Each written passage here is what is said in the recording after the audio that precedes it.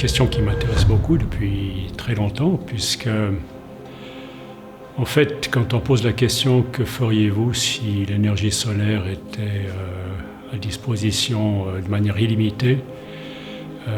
je réponds « Il n'y a pas besoin de mettre ça au conditionnel. L'énergie solaire est à disposition de manière presque à volonté. Il suffit d'aller la chercher là où elle se trouve. » Parce qu'en fait, ce flux d'énergie solaire, c'est une énergie en flux, sur Terre par la photosynthèse et en particulier par les arbres, est transformée en matière contenant l'énergie. Passage d'un flux en matière. Et là, c'est intéressant de voir en regard avec les nouvelles technologies ce que font les arbres, quel est l'enseignement des arbres et qu'est-ce que ça nous apporte pour inspirer nos technologies photovoltaïques, entre autres.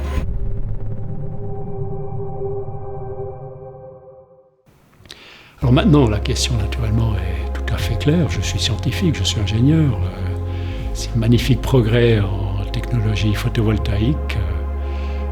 Comment arriver à les relocaliser, résoudre un des grands problèmes de la globalisation. Comment arriver à stocker cette énergie, les terres rares et les substances rares pour lesquelles des guerres sont en train d'être menées sont un aspect du problème. Comment est-ce qu'on arrive à stocker tout ça?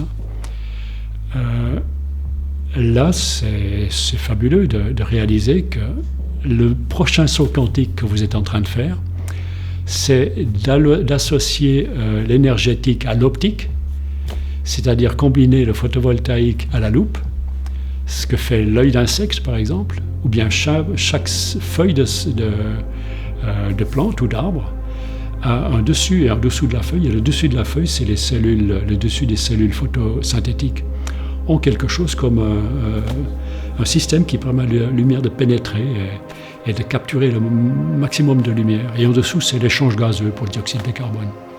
Donc vous êtes en train de faire aussi ce que font les arbres depuis des millions d'années. Et en plus, cette loupe mobile qui concentre la lumière solaire, qui concentre aussi la chaleur solaire, on pourrait simplement imaginer des capteurs thermiques plutôt que des capteurs photovoltaïques.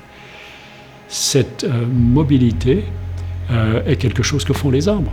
Les arbres orientent les feuilles selon l'impact lumineux, des essences d'ombre, de lumière, mais c'est une manière de capturer la lumière comme vous êtes en train de le faire maintenant.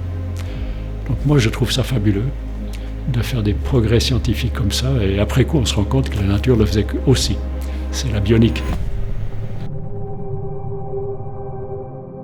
Et au niveau du photovoltaïque, de ces énergies solaires, de ces systèmes de capture d'énergie, là la question devrait être combien peu d'énergie pouvons-nous utiliser pour avoir combien de qualité de vie, plutôt de combien d'énergie avons-nous à disposition et qu'est-ce qu'on va en faire, puisque notre expérience jusqu'ici, depuis surtout l'industrialisation, c'est que la démesure est en fait le problème, l'autre problème.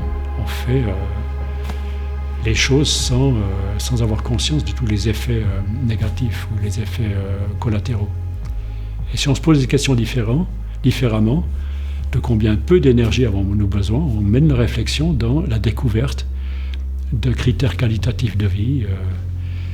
Et je ne vais pas faire un retour par rapport aux technologies, je ne prône pas un retour à la bougie, naturellement pas, mais un retour à la légèreté, à l'esthétique. Et là, c'est l'art qui rencontre la science. Et là, ça devient intéressant. Moi, j'ai l'impression que ce qui est élégant, c'est ce qui fonctionne avec peu d'énergie et avec beaucoup d'effets. L'élégance, c'est quelque chose qui m'inspire aussi, qui me parle. Alors, dans ces tout derniers mois, l'humanité a passé une épreuve ou un événement ou une série d'événements tout à fait inattendus. Et l'un des effets de ça, c'est qu'on a changé les formes d'expression de sympathie les uns avec les autres. On est en train de dire « prends bien soin de toi ». Et je pense que très rapidement, on devrait passer à un stade supérieur, un stade encore plus important. Et c'est de se dire, les uns et les autres, prends bien soin de la terre.